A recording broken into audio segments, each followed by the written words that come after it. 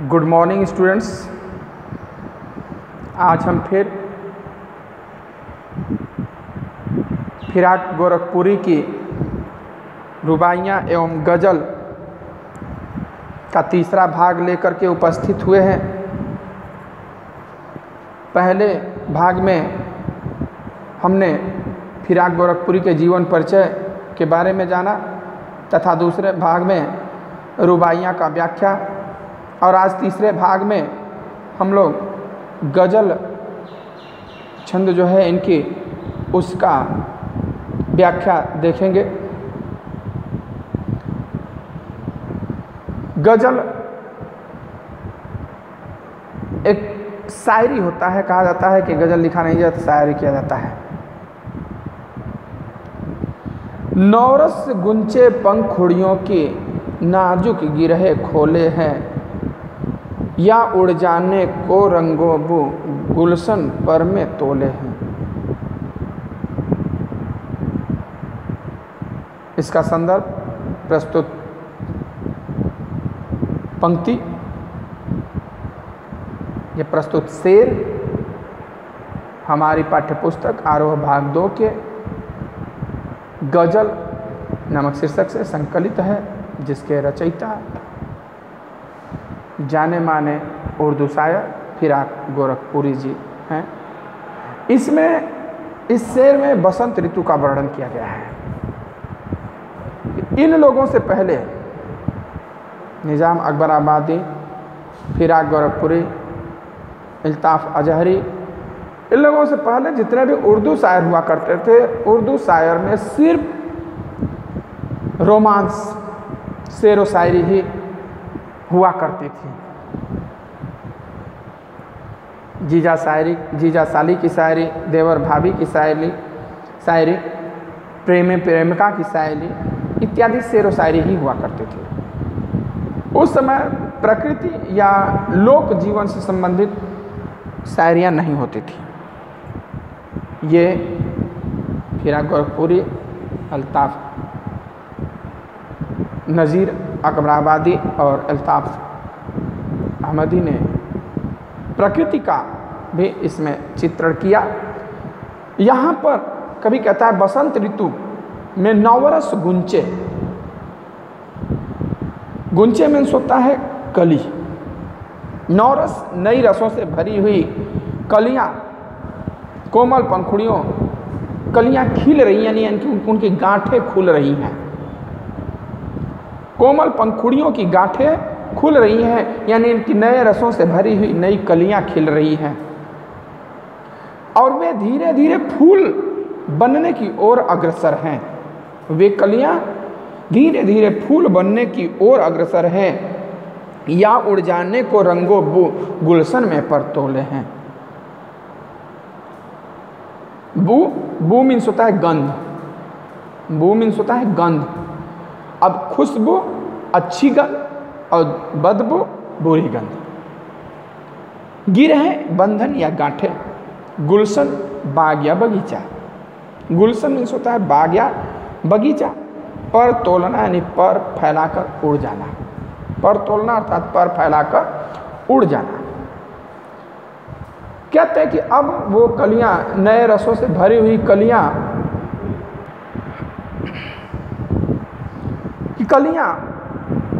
फूल बनने की ओर अग्रसर हैं। ऐसा लगता है मानो रंग और सुगंध दोनों आकाश में उड़ जाने के लिए पंख फड़फड़ा रहे हों। यानी फूलों का जो रंग होता है मनभावन, और सुगंध दोनों आसमान में, वातावरण में फैल जाने को पंख फड़फड़ा रहे हों। दूसरे शब्दों में कहा जाता है बाग में कलियां खिलते ही सुगंध फैला देती है, फैल जाता है उसका सुगंध। काव्य सौंदर्य में है कि प्रकृति का सौंदर्य चित्रण किया गया है। उर्दू फारसी शब्दों का प्रयोग, प्रसाद गुण, बिंब योजना, संदेह अलंकार, रंग व खुशबू पर मानवीय क्रियाओं के आरोपण से मानवीकरण अलंकार है। प्रसाद गुण हमने बताया था, ओज गुण, माधुर्य गुण और प्रसाद गुण। ओज जिसमें उत्साह, वीरता का भाव हो, माधुर्य यानी मीठे रस का, और प्रसाद गुण प्रकृति से संबंधित अगर रचनाएं होती हैं तो प्रसाद गुण में आती हैं। बिंब योजना यानी प्रतीकों के माध्यम से, उदाहरणों के माध्यम से दर्शाना। तो यहाँ पर फूल के खिलने और उसके रंग तथा खुशबू को फैलने का तुलना पक्षियों के पैर से, पर पंख से किया गया है। दूसरा है कि तारे आंखें झपकावे हैं, जर्रा जर्रा सोए हैं। तारे आंखें झपकावे हैं, जर्रा जर्रा सोवे हैं, तुम भी सुनो हो यारो, सब में सन्नाटे कुछ बोले हैं। शब्द यानी तारे आंखें झपकावे, यानी तारे टिमटिमा रहे हैं, रात हो चुका है, अंधेरा हो चुका है, और दूर से तारे ऐसे लग रहे हैं कि टिमटिमा रहे हो, आंखें खोल और बंद कर रहे हैं, आंखें खोल और बंद कर रहे हैं। और जर्रा जर्रा सोया है, जर्रा जर्रा यानी कण कण, सभी लोग सोए हुए हैं, रात घनी हो गई है, तारे टिमटिमा रहे हैं और सभी लोग सो रहे हैं, कण कण सो रहा है। तुम भी सुनो हो यारो, सब में सन्नाटे कुछ बोले हैं। इस समय सृष्टि का कण कण सो रहा है, शांत है। प्रकृति कहता है, कभी कहता है कि हे मित्रों, शब मीन्स रात होता है, शब मीन्स होता है रात। रात में पसरा यह सन्नाटा भी कुछ कहता है। कभी है वो तो हर चीज में कुछ न कुछ खोज लेगा, कोलाहल में भी खोज लेगा, सन्नाटे में भी खोज लेगा, खुशी में भी खोज लेगा, दुख में भी खोज लेगा। तो कहता है कि यह सन्नाटा भी कुछ कहता है, यह भी अपनी वेदना व्यक्त कर रहा है। सन्नाटा तभी होता है जब वहाँ दुख की घड़ी आ जाती है, वेदना हो जाता है, पीड़ा हो जाता है। तो कभी कहता है कि हे मित्रों, यह रात का जो सन्नाटा है वो कुछ कह रहा है, वह अपनी सन्नाटे के माध्यम से अपनी पीड़ा, अपनी वेदना को व्यक्त कर रहा है। काव्य सौंदर्य, प्रकृति के उद्दीपन रूप का चित्रण, जर्रा जर्रा में पुनरुक्ति प्रकाश अलंकार, सन्नाटे का बोलना, मानवीकरण और विरोधाभास अलंकार। मानवीकरण अलंकार, सन्नाटे बोलता है, प्रकृति बोलना, मानवीकरण और सन्नाटे बोलना, यानी सन्नाटा भी और बोलना भी है, तो विरोधाभास अलंकार भी है। तारों का मानवीकरण किया गया है, उर्दू शब्दावली का प्रयोग है। तीसरा है कि हम हो या किस्मत हो, हमारी दोनों को एक ही काम मिला। हम हो या किस्मत हो, हमारी दोनों को एक ही काम मिला। किस्मत हमको रो लेवे है या हम किस्मत को रो लेवे हैं। देखिए यहाँ पर उन लोगों के लिए बात किया गया है तो कहते हैं कि मेरी नसीब में ही नहीं था, मेरा किस्मत खराब है, मेरा भाग्य फूटा हुआ है, मुझे नहीं सफलता मिल रहा है। वो किस्मत को दोष देते हैं और रोते रहते हैं अपनी असफलता पर। कर्म पर नहीं दोष देते हैं, अपने कर्म को दोष नहीं देते हैं कि मैंने कर्म नहीं किया। वो अपने भाग्य को ही दोष देते हैं अगर असफल हो जाते हैं तो। और भाग्य भी ऐसे लोगों के पास आकर रोती है कि मैं कैसे कर्महीन व्यक्ति के पास आ गए हूँ, क्योंकि कर्म करता नहीं और मेरा ही रोना रोता है। वह अपनी असफलता, अपनी अभाव के लिए भाग्य को दोषी मानता है तथा भाग्य को दोषी मानता है और इसलिए भाग्य पर रोता है। और भाग्य भी उसकी कर्महीनता, आलसीपन को देख करके रोती है कि दोनों को ही एक काम मिला। हम किस्मत पर रो लेवे हैं और किस्मत हम पर रो लेवे है। यानी कभी हम अगर सफल हो जाते हैं तो अपने कर्म पर दोष नहीं देते हैं, यही कहते हैं कि हमारे भाग्य में नहीं था, हमारे कर्म में नहीं था, हमारे भाग्य में नहीं था, हमारी नसीब में नहीं था, किस्मत में नहीं था, हमारी किस्मत फूटी हुई है, हमारी किस्मत ही खराब है, हमारी ही किस्मत ही पता नहीं भगवान कैसे लिख दिए हैं। हम किस्मत पर होते हैं। और किस्मत भी यही सोचती है, बताइए हम कैसे कर्महीन व्यक्ति के पास आ गए हैं, निष्क्रिय व्यक्ति के पास आ गए हैं, जो कर्म ही नहीं करना चाहता और सिर्फ भाग्य के भरोसे शिखर चढ़ना चाहता है, तो वह इस कर्महीनता पर रोती है। यहाँ निराशा व अकर्मण्यता पर व्यंग किया गया है। उर्दू फारसी शब्दों का प्रयोग किस्मत को मानवीय क्रियाएं करते हुए दिखाया गया था। मानवीय करण अलंकार है, गजल छंद है, उर्दू फारसी में शब्दावली का प्रयोग है।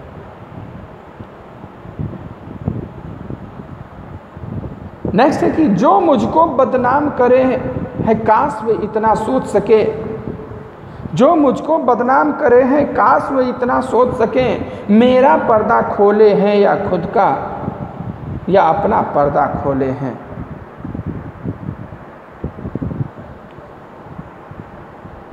यहाँ पर कभी उन लोगों के ऊपर व्यंग किया है जो दूसरों को बदनाम करते हैं, दूसरों की बुराइयां बस बताते रहते हैं, जो कहीं भी बैठ जाएंगे तो बस सटर सटर सटर सटर चटर पटर दूसरों की बुराइयां करना शुरू। उनकी जिम्मा यही कहा है, फलाना ऐसे कर रहा था तो चिन्ह ऐसे कर रहा था, वो यहाँ गया था तो वो ये कर रहा था। ऐसे लोगों पर यहाँ पर व्यंग किया गया है। कहते हैं कि संसार में कुछ लोग होते हैं जो उसे बदनाम करना चाहते हैं,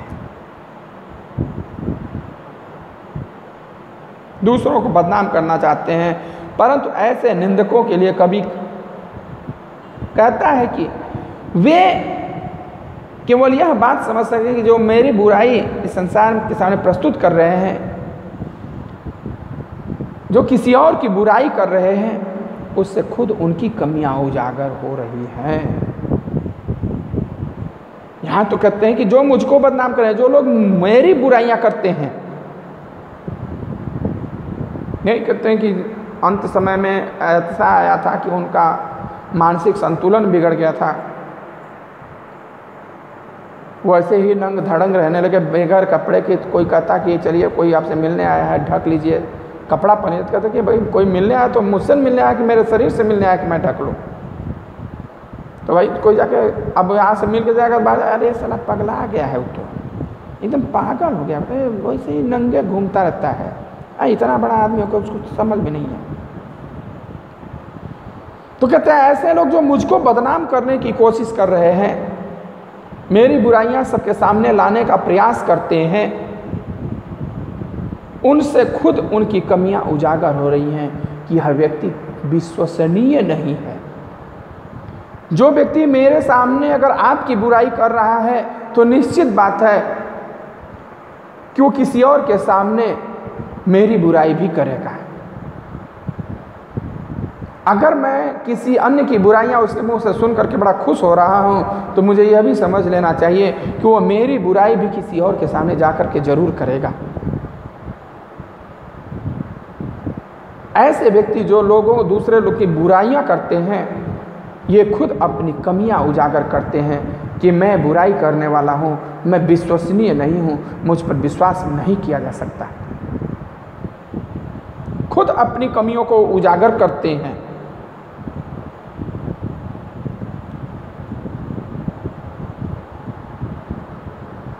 नेक्स्ट है कि ये कीमत भी अदा करे हैं हम बदरुस्ती ए होशो हवास। ये कीमत भी अदा करे हैं हम बदरुस्ती ए होशो हवास, तेरा सौदा करने वाले दीवाना भी होले हैं, तेरा सौदा करने वाले दीवाना भी होले हैं।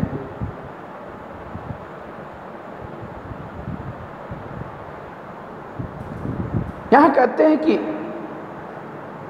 कीमत मूल्य अदा में चुकाना, बदरुस्ती ए होश हवास, पूरे विवेक के साथ पूरे होश हवास में दीवाना प्रेमी, सौदा करना यानी कि चाहने वाला, प्रेम करने वाला। ये कीमत भी अदा करे हैं हम बदरुस्ती ए होश हवास। कहता है कि हम पूरे विवेक के साथ, पूरे सोच समझ करके तुम्हारे प्रेम के लिए पूरी कीमत अदा कर रहे हैं। जानते हैं कि प्रेम में लोग पागल हो जाते हैं, दीवाना हो जाते हैं, आशिक हो जाते हैं, लक्ष्य से भटक जाते हैं, लक्ष्य नहीं मिलता है, तो कहते हैं कि मैं यह सब कुछ सोच समझ करके किया है, मैंने तुमसे प्रेम किया है, मैं सब हर कीमत उस प्रेम पर चुकाने के लिए तैयार हूँ। हम तुम्हारे प्रेम का सौदा करने वाले हैं, अर्थात हम तुमसे प्रेम करने वाले हैं, उसके लिए चाहे तुम जो भी कहो मैं वह पूरा करने वाला हूँ।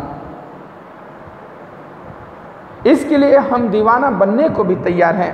अब उसके लिए चाहे समाज मुझे दीवाना कहे, पागल कहे, मजनू कहे, आवारा कहे, कुछ भी कहे, मैं वह सब सुनने के लिए तैयार हूँ। यानी कि कोई भी कीमत मुझे चुकाना पड़े, समाज में बेइज्जत होना पड़े, समाज में मान सम्मान खोना पड़े, कोई फर्क नहीं पड़ता।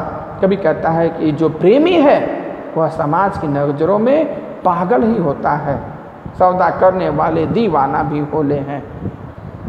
जो प्रेमी है वह पागल ही होता है, लोग उसको दीवाना कहते हैं, पागल कहते हैं, आवारा कहते हैं।